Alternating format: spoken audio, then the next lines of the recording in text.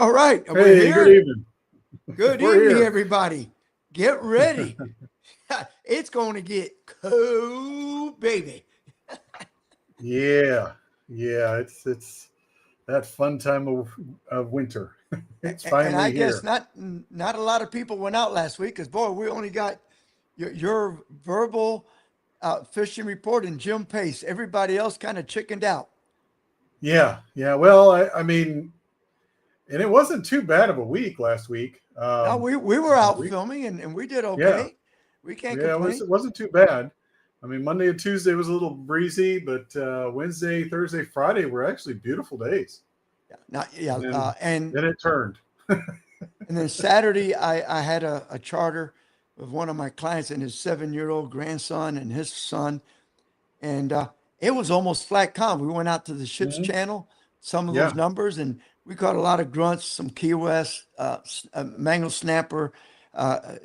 We got some Key West grunts. We got a few red grouper, a few gag grouper. And then at the very end, we stopped at one of my spots and caught a nice redfish on Hey, the there way you go. back. You know, There you go. but Good evening, it, Donald. hey, Go Donald. ahead. Donald's always turning it. All right, Donald. You better have some good stories for us today because we sure don't. Yeah. You better tell us what's going on, man. Yeah. All you kayakers.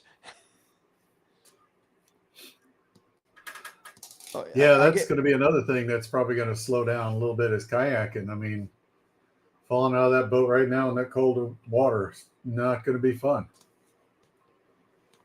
all right. He says he had a great outing on Saturday with his kayak club, and fantastic. I tell you, Saturday was a beautiful day to be on the water. Yeah. It was really nice.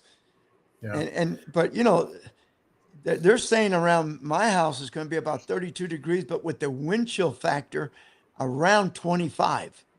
Hmm. You know, Yeah. That so wind is going to be, it's going to be the talk of the town for the next few months, I guarantee. Because it's just the time it comes in and blows. And it's not fun when it's 15 to 20 and it's only 40 degrees out and that wind will drop that down real quick.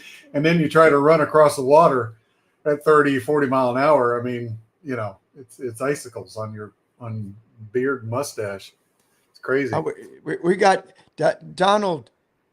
Tell me, how many trout did you get? How big were they? You got some Spanish mackerel too. Oh, that's pretty good. Yeah. I'm trying to see get how big were the trout though. It's funny.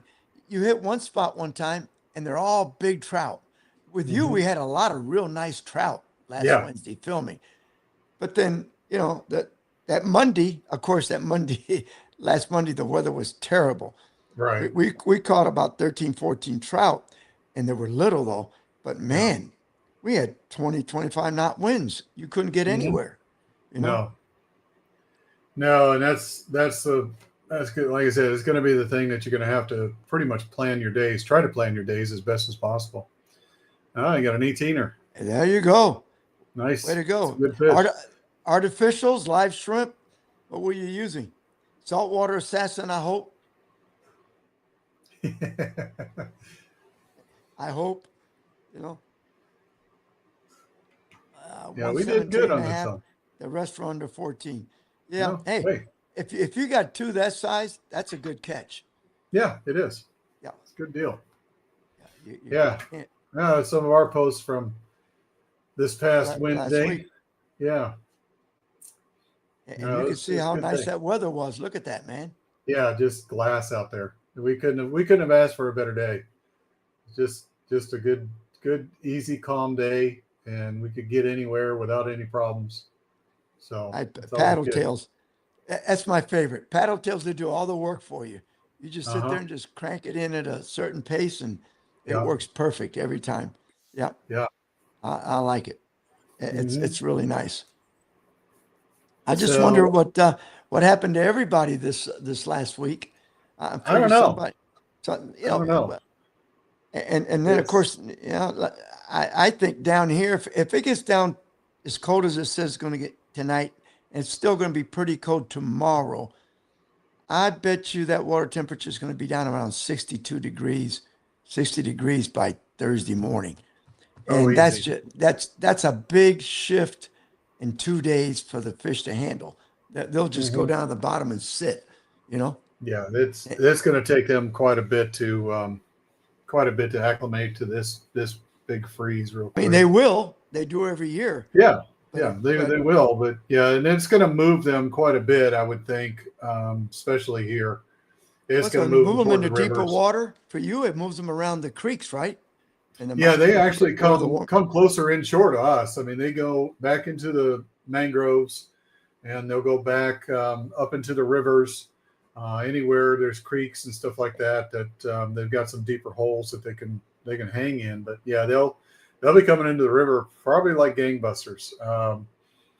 And it's pretty much you follow the manatee around here. You follow where the fish are. The manatee are coming in, the fish are coming in. That's just no doubt. And it'll probably shut the snook down unless you're in the river. So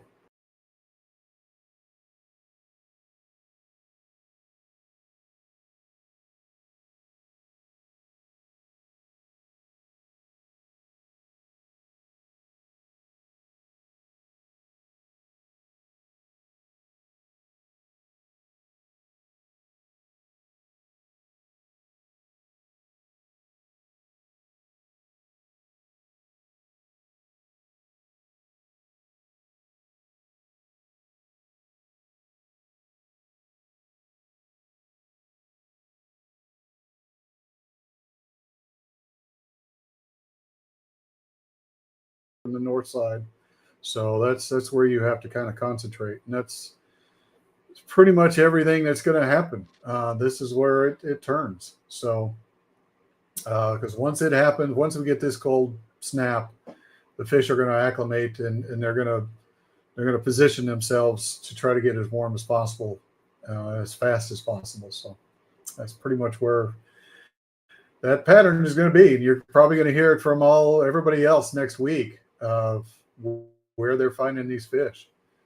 Um, it's I enjoy it because it just, to me, it concentrates the fish. You don't have to search for them as hard. Oh no, you know, as long as you know if you're close to a spring or potholes and stuff like that, you know they're going to be there. But Hmm. you know, last week, I tell you that we had that negative tide. We had to wait a long time to get into your redfish spots. Yeah, yeah, yeah, and that's the And other thing and that we have to deal with. yeah, even It then we takes had a a hard while. time. Remember, even then Yeah, later, not that much later in the day, and we still didn't have enough water almost. no, no, it's the negative tides. You that's the other thing. Here you kind of have to plan your fishing day, not only with the warmth of the day, but hopefully that tide is up to where you can fish. You got some water to fish because it'll disappear on you real quick. And it's no fun being out there with that tide dropping and you get stuck, and now you have the sun going down. It's Oh, gonna be a cold that's night. really bad. Then you got to wait till that high tide until that tide comes back in, and it might be 11 or 12 Well, o'clock at night. yeah, but we have a unique situation here with the group that I've got, fishing Crystal River. We tell everybody every year, and it's kind of a known thing, is if something happens like this and you do get stuck out there, we actually have quite a number of captains with airboats and stuff like that are well equipped to come get you, take you back to shore. Just make sure your boat's anchored, take you back to shore that night so you're not freezing or anything else like that. And then, you get a ride back to the next day to try to get your boat back. But yeah, it's happened more than once where we've got some generous people up in this area who will pretty much go out of their way and go out into some elements to rescue people out there, because we know it's not a thing to leave somebody out there, especially if they've got kids. I mean, the response is unbelievable, Oh and yeah, I it's mean, really you know, nice. yeah, as an adult, it's still, and that's why this time of the year I layer up because it, you can always take clothes off if it Hmm. warms up. But let me tell Right. you, when I was younger, I was hard headed. I ain't going to take that big jacket. I'm just going to take this lighter jacket, and you freeze all day. And Yeah. you kept saying, man, would that jacket be nice today? Yeah, yeah. Like I said, I remember wading in the wintertime over there in Bay Pines Park. We put on 2 pairs of jeans just to wade. And we'd wade in the cold water. It'd be 50 degrees, 60-degree water, but because we really wanted to go fishing, but we were wearing 2 pairs of jeans, 4 pairs of socks, whatever we could get to warm up. And it didn't last very long, but you do what you have to. You get back to the car and change your clothes then too. So And that's what I missed when I was growing up. Tico's power plant, we used to call the Black Docks, not the one at mhm. Apollo Beach, the other one.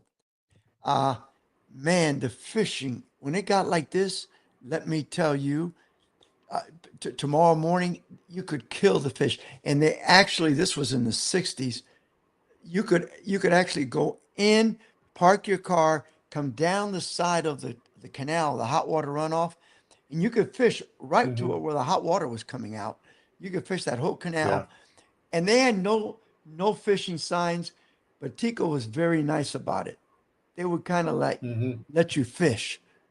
And then of Right. course, like everything else, I think the third year that we were doing that, some guy, a little too much sassy, slipped and drowned. His wife put a lawsuit, I think, against Tico. Guess what? They came back, they put this big chain link fence up. It ruined the fishing for everybody. But I remember going in there, Yeah. I would take everybody took 4 or 5 dozen shrimp. And you would get in there, you get pompano, redfish, flounder, snook, trout, everything in that hot water. And you Yeah. and you fish from the bank. You just got down to the Mhm. edge of the bank and you cast it up current like everybody else and watch it drift. And then you were catching fish all the time. Yeah. But like everything, Yeah. people just like to ruin stuff, man. Yeah. That's it. It happens quite a bit. I mean, there's numerous places there that we used to fish as a kid in St. Pete area that we just pull up on our bikes and get on the seawall or whatever else and start fishing, and then somebody leaves trash or they get drunk out there, or something happens and it ruins it for some. There's always that one guy, and it tends to It's ruin it for everybody. one And, bad and apple now makes the you're whole stuck. bushel bad. Hmm. So, Yeah, it gets bad. Donald, But chicken on the yeah, it's chain. That's a good color. Real good there you color. I, go. I like that color, man. That's cool. You know. Now, Who is that? Mono. Go ahead. yeah, Mano Coco. Hota, who's that? Mano Coco, sports fishing, Costa Rica. You see it, Hota? Is it on yours? It's Mono, and then it's Coco, sport fishing, Costa Rica, Costa Rica. Costa Rica, rich coast. That's what it means, you know. And now I bet you, the other thing too is with a lot of these changeover in these power plants, the fishing is not as good as it used to be. Yeah, like I think Crystal River is that way. Same, the Hmm. the Apollo Beach one. The last Hmm. couple of years now, you go in there and used to, you couldn't go very far, but where you went, you could catch some nice fish and a lot of sharks. And the last couple of years, the bite's Yeah. been real slow in that area. Yeah, it's well, yeah, like Crystal River here. I mean, it was a nuclear plant. Now it's coal. There is some warm water discharge going out, but it's not as warm as it obviously is Well, with what would make it a difference cooling the between a stuff. nuclear and a coal? You still burning. Yeah, you're still burning, but I think it's just the amount of heat that you're cooling is definitely less than that. But Okay. it still produces. You can't get as close like you could years ago. Obviously, they got it all roped off and everything else. But usually down there at the hot water discharge, it's just north of the spoils. You kind of got to know where you're going when you get there, especially on a low tide. But Is it it that can be very, shallow? very productive. Yeah, Is that shallow? it's shallow, it's rocky, and especially with these extreme low tides that we have. In fact, talking to another fellow captain of mine, is a spot that is on FMT. We were talking about this on Wednesday. A spot it's a red line on FMT. Should be good to go. He had a rock that was just 2 inches underneath the surface, scraped his boat up pretty good. It's in repairs now. But the water was normally 10 foot deep there. And it was a little spire that came up, and it was 2 inches underneath the water, and he hit it with one of his pontoons. Now, thankfully, it didn't put a hole or anything else like that, but he does have to get some repairs done. But yeah, and we've been over it hundreds and hundreds and hundreds of times, no problem. But just because the water was low enough, it was just 2 inches underneath the water. When he looked at it, he turned around, obviously, because it kind of lifted the whole side of his boat up. Oh, Jesus. Turned around, obviously, to mark it and all that. And he said the rock is just massive. And nobody knew about it. And it's deep all the way around it? It's 10 foot everywhere around it. This thing came up 8 foot out of the water. Well, almost 10 foot, because he said it was just the tip of it. It's like a spire. And he said the tip of it is what he hit. And it was 2 inches underneath the surface of the water. So, jeez. Yeah, you have to pay attention. That might be holding some fish, though. A rock like that. What do you think? That is true. That is true. So I'll be getting those numbers, obviously, to make sure I avoid it. But you don't want to fish them. You just want to make sure you don't hit it. I understand. Correct. And who knows? It might be fishable at one time or the other. But like I said, it's a popular place that most everybody knows and most everybody goes. So we'll check it out. I'll probably go out this next week or so and see what it's about as well for myself. Just to kind of explore it a little bit, because you never know. You find those rocks out there, and sometimes they can be very, very productive because nobody has known about it. Could be very productive. We'll see. Right in front of Wheaton Island, there's a whole set of rocks here and there. I got one spot marked with crossbones on my chart, because in the summer there's normally low tide 4 feet, 5 feet, high tide 6 feet, maybe 7. And it's really good. It's lime rock, a lot of grass patches, a lot of good trout, mackerel, cobia in the spring. But this one particular rock with a negative tide, it gets within 4 or 5 inches of the surface. Although it's 4 feet of water, this sucker comes up almost, and you can hit it. I mean, your lower unit will hit it. So I found it. I found it one year, and I could look down. The water was crystal clear, and I'm looking at this thing. I said, "My God!" Because most of the boulders there are lime rock. They're kind of like smoothed over. Not this sucker. This sucker comes up and it kind of peaks up a little bit. And I got it marked, because at negative low tide, you're going to hit it if you ain't. And if you hit it going fast, you can kiss it goodbye. Yeah. He was talking to him. He said he was just lucky that he hit it the way he did, because he's got a cat boat. And he said if I was just over just a little bit more, it would have taken apart his the little, I forget what he called it, just underneath the cat there where the motor hangs, everything else. He said it would have taken it all out completely. It would have taken his skeg. It would have taken that portion, because his motor sets in. It doesn't set back. It sets in. And he said it would have chewed it all up. So he was lucky in that aspect. But yeah, dangerous area. He did go back and mark it. He did go back and mark it. And in fact, he said, I think he put skull and crossbones at least 5 feet away from it. So I've got crossbones. I mean, I got this whole area, charted out, because it's a real good area to fish for mackerel and, like I said, some cobia and big trout in the spring. But that one, I got the crossbone. It tells me, do not get close to this place. Yeah. In fact, where we were fishing on Wednesday, catching those trout, not but probably another 100 yards west of where we were, there's another rock right over there. And a buddy of mine had found it like 3 years ago. And he gave me the numbers. He goes, "Man, I found a rock." He said, "I came just so close to hitting it." And it was, low tide, basically about the time we were out there.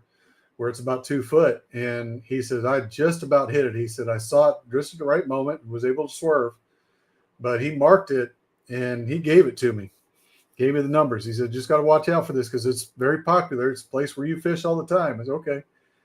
I put it on there, and I'm not kidding you, Sergio. There was so many lines from my tracks going over that rock. Oh, Jesus. Multiple times. That's scary. I just got lucky. So yeah, it's avoidable. It's definitely avoidable now. But yeah, it's, wintertime is that time of year, especially on the low tide. If you want to go fishing, you're waiting for that tide to come in. It's a great time to just sit in your boat, just chug along slowly, and just look out. And you find more structure a lot of times, and you'll find more things you need to stay away from than any other time of year. It's one of our best times to do some scouting for reefs and grouper numbers. Well, for me, down here, when around December, when you get those negative tides and the water gets really clean, man, that's when I start going dock hopping, because I go from one dock to the other, and you can see down 6, 7, 8 feet, and you'd be surprised. Man, look at here. This dock has got 2 pieces from when they built the house, concrete blocks and all that. It's just down there. And you would never see it unless it's in the middle, like, in December or January on a calm day, just the right time, 10 o'clock, 11 o'clock during the day. And you'll see it. You'll see it. And I just marked them so you know where to go next time. Well, and the funny thing is, one of the probably a good time to do that as well this winter. And I say it because of the hurricane debris. You're going to have those. I mean, we've got one, and it's still there. There's a dumpster that got floated off during the floods. Oh, really? Last year. And it's in a place, it's visible, but it's those time of year where you just kind of go along those areas and you might find a dumpster down there or this or that. I mean, it's fish attractant. It's something that's never going to be removed. Could be a nice little reef that pops up here and there, because all that flood is just going to move all that debris and everything around and push it into the bays, especially on the intercoastal. You might find some new fish habitat from all the hurricane debris.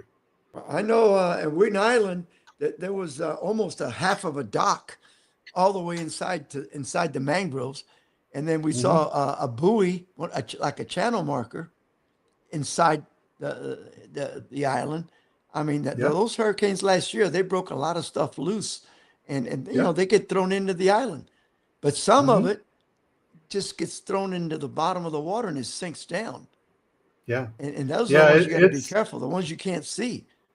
Correct. And with the water clearing up and, being able to see 5, 6, 7 foot down with the negative tides, you might be able to find some structure that you never found before. Just so happens some structure could hit next to your, favorite hole. And now you've got two things going on. And it's a fun time. Like I said, I enjoy just going out there without a fishing rod. Because again, if you take a rod with you when you're exploring, looking for new water or looking for new rocks or you're going to fish. You're never going to complete it. You're going to fish. So leave the rods at home and just cruise around and look for new stuff. It's an exciting time to do it. I think you're right. That's going to be your tendency, because you see a spot and say, "Oh God, there's fish there." So instead of continue to keep looking and marking, you stop, and before you know it, you just spend an hour there. So there goes an hour of searching. You wasted an hour instead of finding more where you could have 5 or 6. So the next time you go out, you can stop at those 5 or 6 and fish those to figure out what's there. And then you got time to sit there and label those directly. Say, hey, I found grunts here. There was nothing here or that, or even going to some of your favorite spots that you already know. Now that you can see it, shallow water reefs or whatever, and just kind of observe to see if there's fish there or not at this time of year and log that in. Because, some rocks work certain times of the year and some don't. And some fish will be there in the wintertime. Sometimes there'll be different type of fish in the summertime. So, it's good just to get out there and just explore without your rods and reels, because they're a distraction. O'Donnell said that he found in Fort Desoto, he found a picnic table on the west side of Tarpon Key in the lagoon area. Yeah, and I believe Ooh. it. You know, Hmm.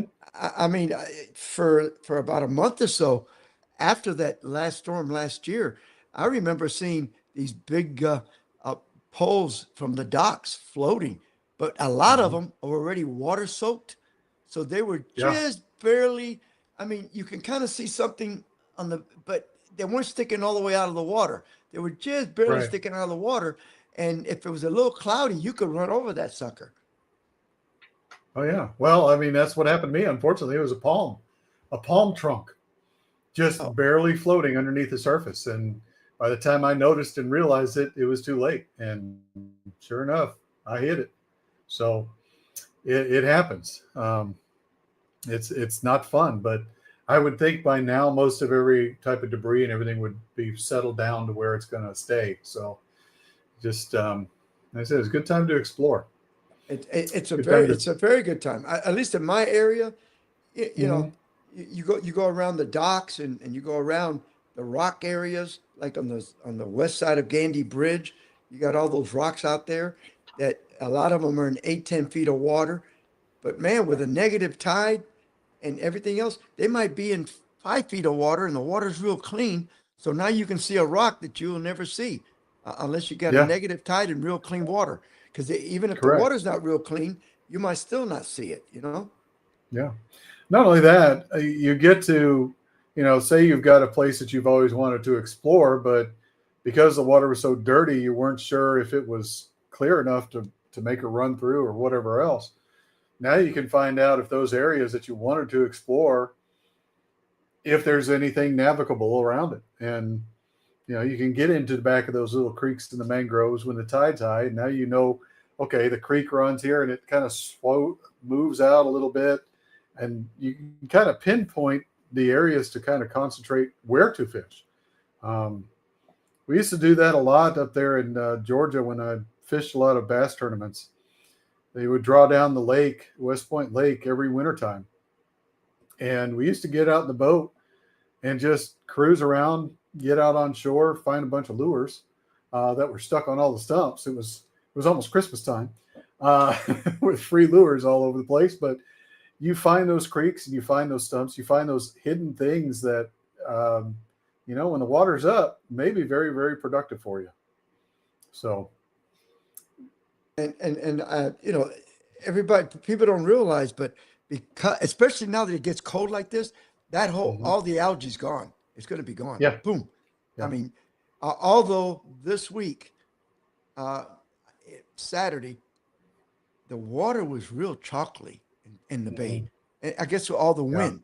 So, it don't The matter how wind. cold it gets, if it's all stirred up with all this wind, you're still not going to see much anyway. Yeah, I don't think the water clarity will really get down to where it's going to be crystal clear majority of the time until probably mid-December or so. I mean, it's going to take a while for it to kind of flush out, settle down. I mean, we get these rains and stuff like this. As long as we don't have a very, very hard rain that's during a negative low tide, it probably will stay crystal clear for the remaining, time of the year until it starts warming up again. Um, because I remember in March and April, we still had very crystal clear water in a lot of those places that you normally can't see in the summertime. But I would think probably mid-December is probably going to be where it's really going to start clearing up, just crystal clear. Now, But will as you this? saw, Yeah, we go ahead. got plenty of crystal clear water even down south already. Oh yeah. Now let me ask you a question. Is this Hmm. cold weather going to affect like you catching a bunch of pinfish now? It does. Usually for pinfish traps, everything, it's usually the biggest cold front. You might find some a little deeper. We might put the traps a little farther north than where we collected them there in the grass flats. Might find them, push them a little farther north, a little harder bottom, a little deeper, say about 10 to 15 feet. And you might still get some pinfish there, but give it another, once that temperature hits lower 60s, upper 50s, there's no point. And usually by that time, not only that, if the pinfish move out of the flats, you can pretty much use shrimp all winter long because there's nothing going to be picking at them, taking away your baits. And Right. that's one of the reasons why we kind of transition. We usually take the traps out about December, and we'll just use either ladyfish. We'll catch a few early mornings before going out because they'll be stacked in the river. Catch a few ladyfish on the way out, and then for the rest of the time, just use shrimp because there's nothing going to be taking it. I mean, it's going to be good fish taking your bait because there's nothing to peck at it. So, Well, I can tell you that Saturday we're out in the ship channel. You know, we had live greenbacks that I got from Dylan, the bait guy, and I had shrimp, live shrimp. And I would say that 90% of all the fish we caught were caught on live shrimp. mhm. They really, I mean, I had three fishing and two of them with live sardines and one with shrimp, and the one with shrimp was getting bites, losing Yeah, losing some, hooking some, and the other guys once in a while they would get one, but right. it's like they want shrimp. Hmm. Yeah, and again, I think it's their dietary change. They're not really chasing anything. They're not chasing the bait. Of course, like I said, most of the baits kind of moved off into deeper water anyway. But their metabolism, they don't really want to chase too much anyway. So they just see a shrimp sitting there on the bottom. Hey, that's an easy meal, and they're just going to pop that first. And I think their whole diet kind of changes to small crustaceans and shrimp and whatever is available. Now, the only other bait I will say that we use a lot up here, especially in the wintertime, is mud minnows. Oh, God, those are Yeah. great. Yeah. So now they're a little harder to come by at times, but because just about all the captains will take out every mud minnow from the bait stores first thing in the morning, so you've got to kind of plan ahead of time. But um, mud minnows are a very, very good bait, especially in the wintertime. Put them on a jig head, let them sit there and wiggle. It does very, very well as well. So that's kind of where we change it. So we kind of move away from pinfish and grunts and stuff like that, and strictly hit to ladyfish, mud minnows, or shrimp. Um, but I will say, the other bait that I will use, and I'll probably do it a little bit more this year. Last year it did me very, very well. Is get you a snag hook because those mullet are concentrated in those little ponds and creeks. Catch you a couple, snag a couple mullet real quick, and you got plenty of bait for most of the day. But mullet is great, but it's got to be real fresh It's got to be because fresh. the difference between I like ladyfish more because ladyfish you cut them up, they're firm. Hmm. Where a mullet, the meat just kind of like dissolves. Yeah. Well, again, fresh. We snag them live, keep them as live as we'll put them in the live well. Just keep them as live as long as possible until we're ready to cut, and then cut them up, and then that's the freshest way you're going to do it. But again, I try to find the mullet that are smaller. I won't go for the large mullet just No, because. the smaller because when you cut them, the chunks are firmer because it's smaller. Hmm. Where a Correct. big mullet, you try to cut a small chunk and it kind of like gets mushy on you. Yeah. Yeah. So you have to be a little selective for it, but I'll keep a snag hook in the boat just in case I do come across a good school of them, and I'll snag a couple real quick if I can't find any ladyfish. But majority of the time, you're going to find some ladyfish in the river. You're going to see them popping on the top. You're going to see some birds hanging around, and not only that, you could actually see them on your down scan or on your side scan. You could just they're in clouds, and it's real easy to pick them off. Well, hey, all you guys, you don't want to miss the show that Mike Haynes and I did and Ron last week. It's not going to be until I think it's February. But I mean, we did really good on some really nice trout. And then we wanted to get a redfish. And I mean, we put Mike through the ropes. And finally, it's one of those spots that they weren't real big, but it was so much fun because you were like, had it all to yourself. It was like a little creek. We're sitting there, and about as fast as you could put the shrimp in there, you had a redfish. Now, Hmm. granted, they weren't gigantic redfish, but it was just fun to sit there, you know, in this little pocket away from everybody. We were like Yeah. inside the island almost, you know, Hmm.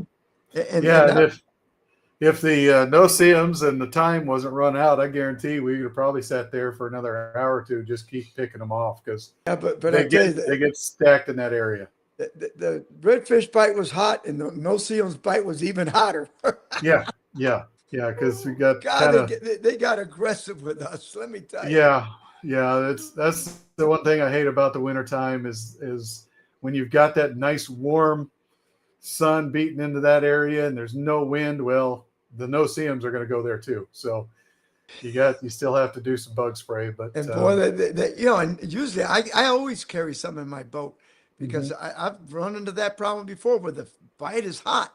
But man, the yeah, no-see-ums are so hot that you say, you know what? it I ain't don't want worth to it. carry it. It's not It's worth not it. worth it It's anymore. not worth it anymore. I can't take it. I got to leave.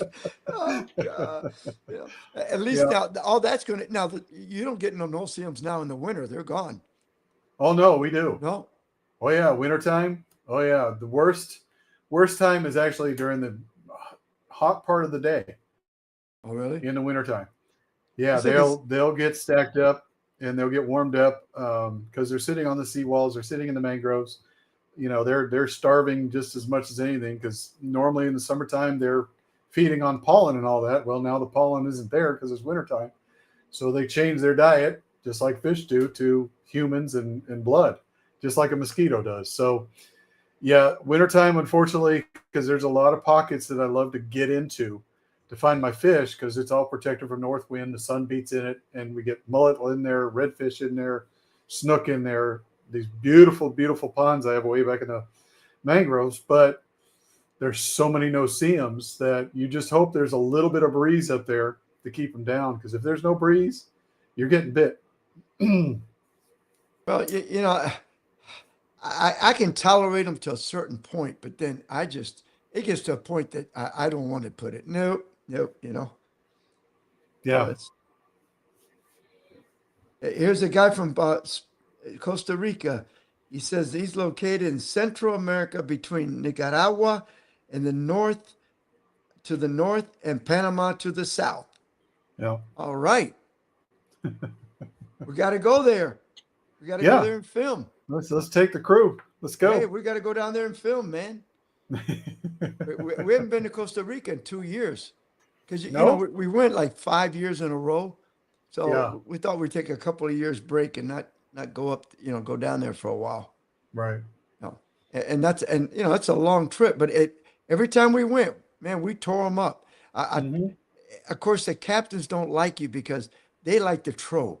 It's easy for them, Yeah. and when we go, especially Hota and I, we would tell them, hey, we're going to get some sailfish and we get some tuna, but then in the afternoons, we want to come in and fish the reef. And they hate Uh, that because you're using, you know, a pound of lead or whatever, yeah. and they get stuck a lot. So Oh, yeah. it's not the kind of fishing that they like to do, and they lose a lot of weights. But Right. man, we got some pictures of Cubeta snappers, 40, 50 pounders Oh, nice. that are beautiful. And Yeah. theirs are not just red like here in the States. Theirs has got this copper looking on the Oh, sides. Oh, it's gorgeous. It's just wow. beautiful, you know? Yeah. And, Yeah. One place I haven't fished yet. On my bucket list. well, hey, maybe in the next year or two we'll be going up there.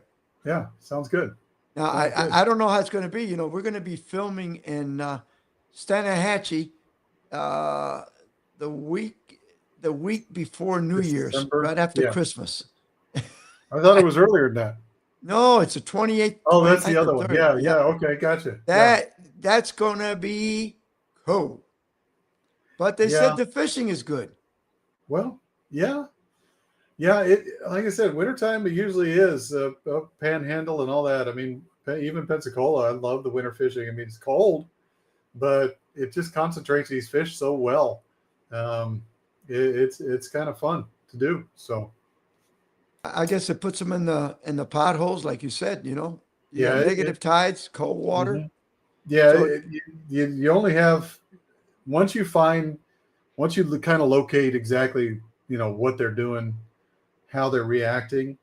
You could pretty much, if you know enough of the area, you could pretty much pinpoint, say, oh yeah, they're going to be over here too. Oh, they're going to be over there, because they'll just get concentrated in those areas. It's just like I said, it's that like one fishing spot in a that we fit. fished. It's like fishing in a fishbowl. Yeah, the one spot we fished to get those redfish, I've pulled Yeah, 50 out of there. And at times I've sat there and watched something spooked them. We were set up and something spooked them. We already caught a few fish. And I mean, I've seen 75, another 50 come out after we've caught 30 or 40. So it's just one of those places that just they get concentrated. I don't know what it is, but I love love that little area. That's not what the show means. What was that? Where are you located? What did Donald say? That's not what the show means. I don't know what he means by that. Yeah, I don't know. Okay, Oh. so. Well, you had Jim sent in a report, didn't he? Yeah. So let's get Jim Pace. Yeah. The only report we got, everybody else didn't go anywhere. So let's get Jim Pace in there. Hey guys, this is Jim with your Pasco County Fishing Report for this week and talking about next week as well, or this upcoming week. Last week, fishing was still good. It actually warmed up. The water warmed up a little bit. Redfish were still around, easy to find, easy to get. Bait, I guess I should start with bait. Bait came back for a little bit. It was able to find it in our normal locations once again, but that's all about to change this week. We were able to find some snook and we were able to find redfish and trout, normal spots, 2 to 3 feet for the trout. And then, of course, redfish were up in the mangroves, just float and cut bait once again, easiest way of doing it. White bait for the snook. They were pretty much everywhere you would think they would be. Nothing really out of the ordinary there for last week. But the more important thing is the upcoming fishing. This is what everybody's going to have to get ready for, is the cold weather moving in, cold weather. As of today, I'm doing this report late Monday because I just didn't know how to approach it as far as what to say to you guys. But this upcoming week, it's starting to get colder as of today. It's going to keep getting colder and colder as the week goes. I'm going to try and get out Wednesday, which would be a day after that cold front hits, and see where these fish start to transition to, and give a better report next week on where to try and find them. What I'm going to be most likely probably still going out in the mornings and trying to get that early bite, but going in deeper water and moving my bait really slow no matter what I'm using, whether it be shrimp or artificials. Just moving super slow bait down in those deep troughs early in the morning. And then as the sun comes up, warms up the water, different places I'll probably try and find them, or you guys can try and find them. Maybe going up in these backwater looking ponds that hold that muddy bottom, dirty water. That'll tend to probably hold heat and keep it up better for you guys throughout the day. It's probably where you're going to be able to find them. Obviously, residential canals and docks are going to be a go-to for snook. They're going to be there.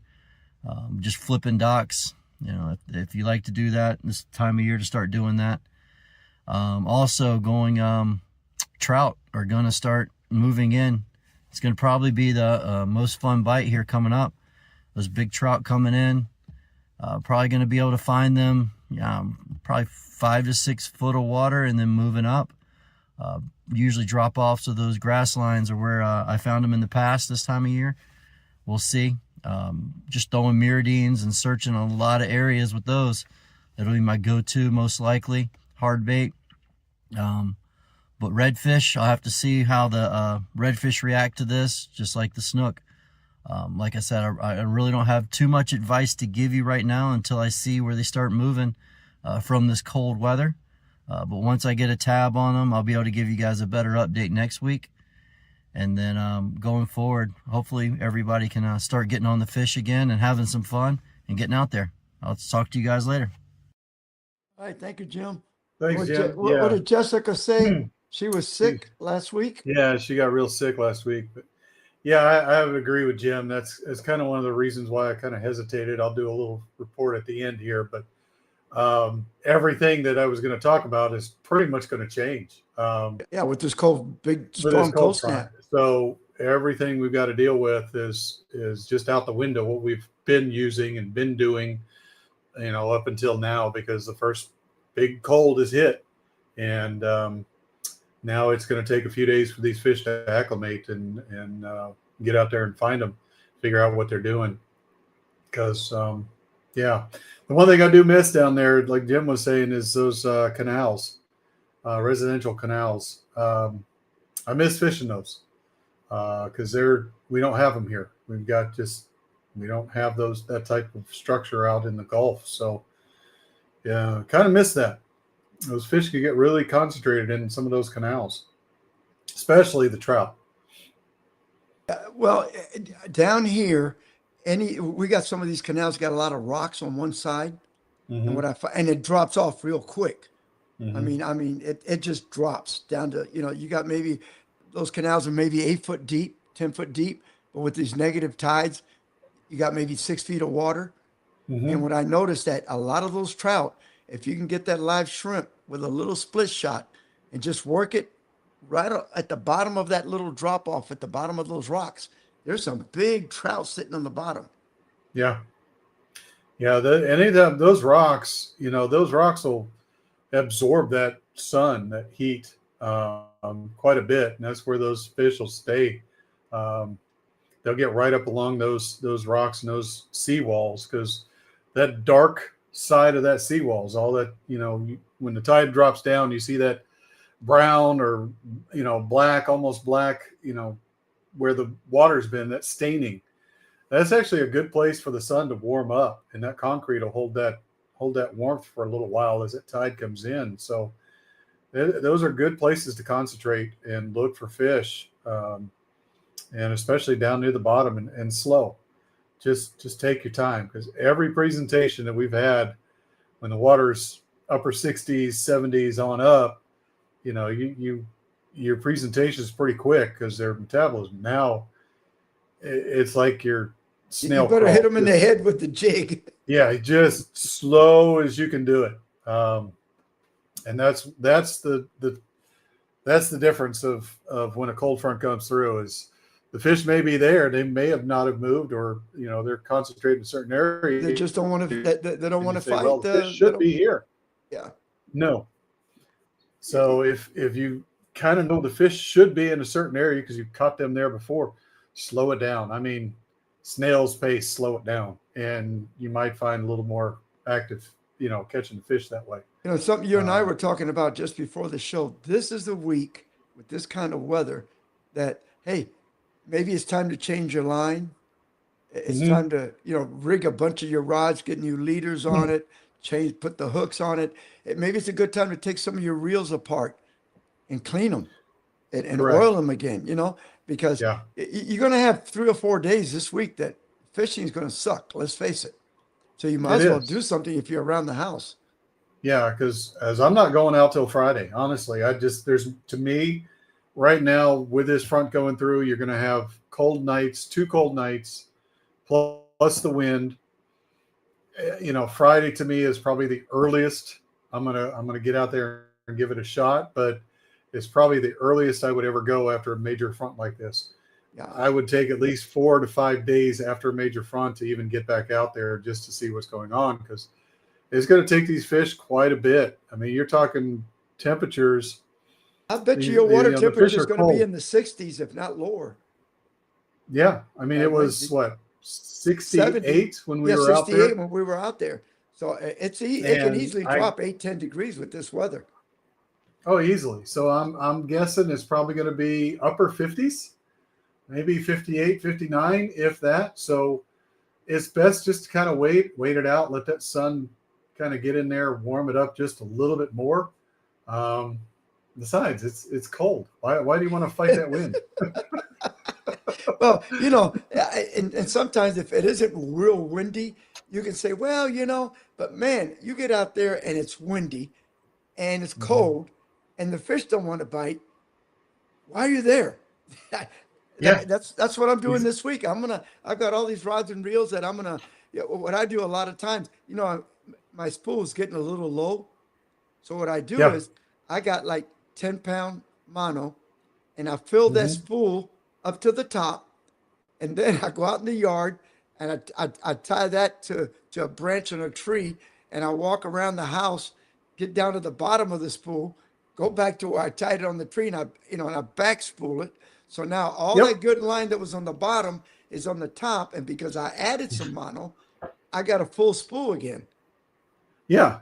Yeah. That's one of those little tricks that, there's that we do. I mean, I do it as a captain just because it's kind of money saving, especially braid, because you'll see braid will, you'll have a color, say green, blue, whatever it is. And over time, after you use it for a couple of months, that blue really isn't that blue anymore. It's kind of a almost white. Well, again, take your rod, tie the end of it to one side of the tree, walk around to get to the end of it, cut it back off, go back to where you started, and rewrap it. You got that brand new line there, and it's a money saver. You get to use that line more than its use, just a one-time use. Saves you money, saves you headache. It's right there. Not only that, then you can kind of pull it all out. And there's something else I like to do, especially with the salt, is when you got that line out there, take you a little sponge, a wet sponge. So when you're winding it back on, you're having that line go on there with a little wet, not damp, but wet sponge. It'll pull any of the salt crystals or anything else that's left on it. So all that salt that's on the exterior part of that reel that you're putting on the interior kind of gets wiped off a little bit. And then, that line will last just a little bit longer. It's Well, stupid and little if you tricks look like at that it, that saves you I know money. that my 3,000 reels are going to hold between about 165 yards of 10 pound, about 150 yards of 15. When you're low, you're only low about 10, 15 yards. And then it gets to the point where, the casting is not as good. So think about it. You fill it back up with mono, reverse it. You still got 130 yards of braid on that reel. Mhm. And Yeah, how often are you going to spool that reel?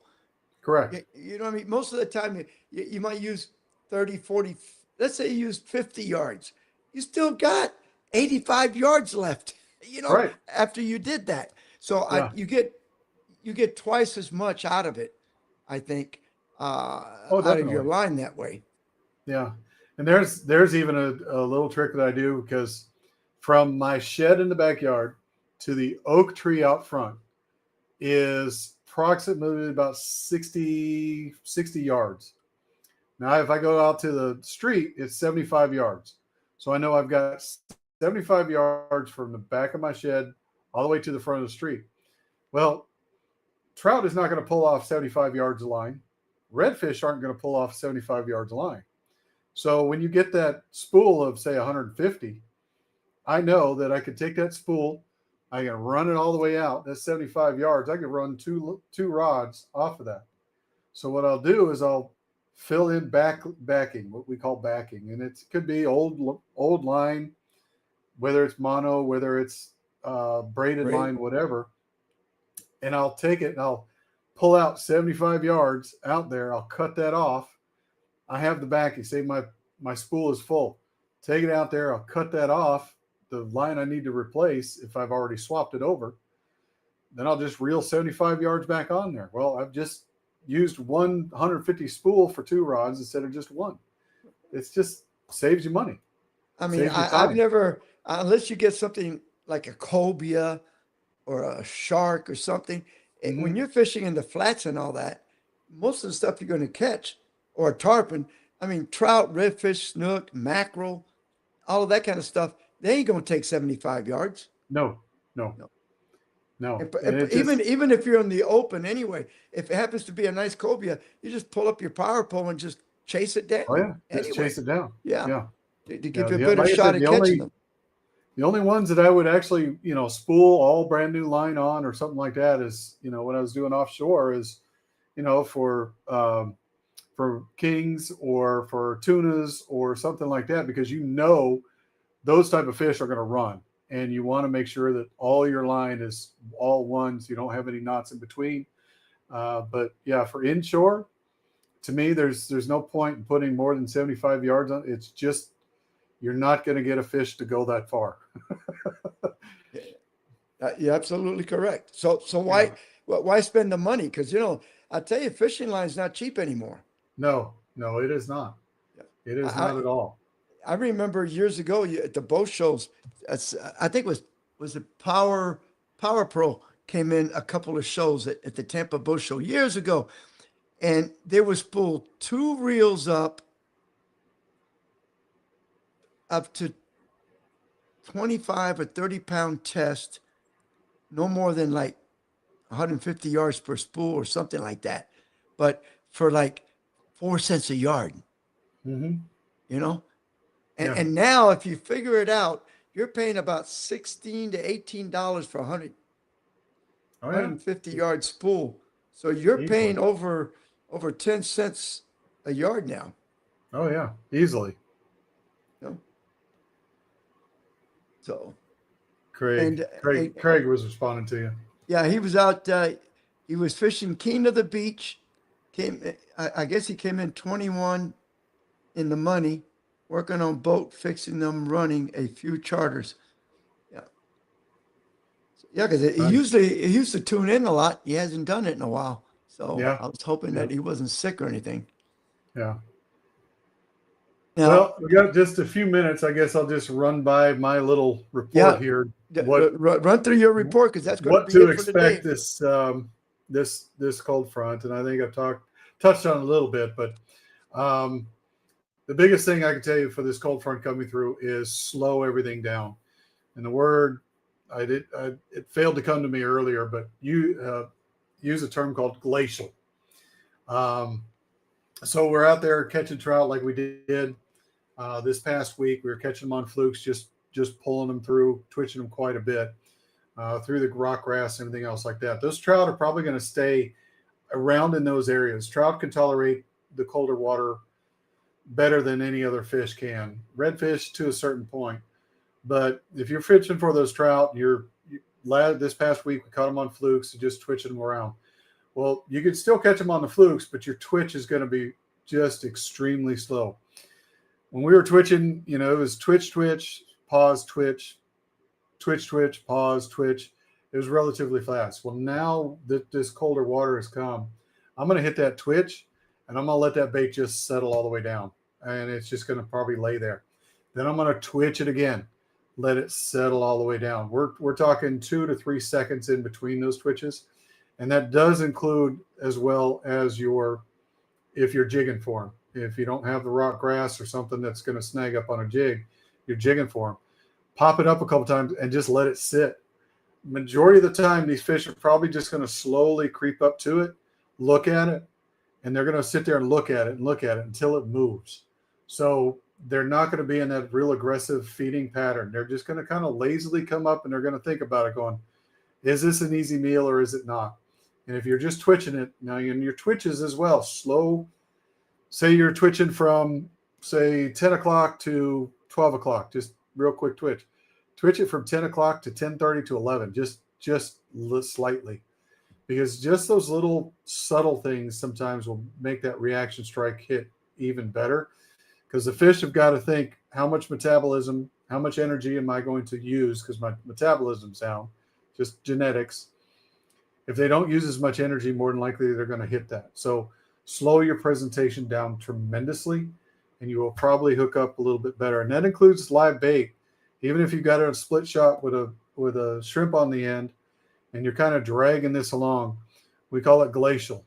I mean, we're talking just barely move it like a clock second hand, just slowly creeping that bait, reel in a little bit, pull it a little bit more, just slowly creeping along. And to me, that tends to find that bite to where you can kind of concentrate on that a little bit more.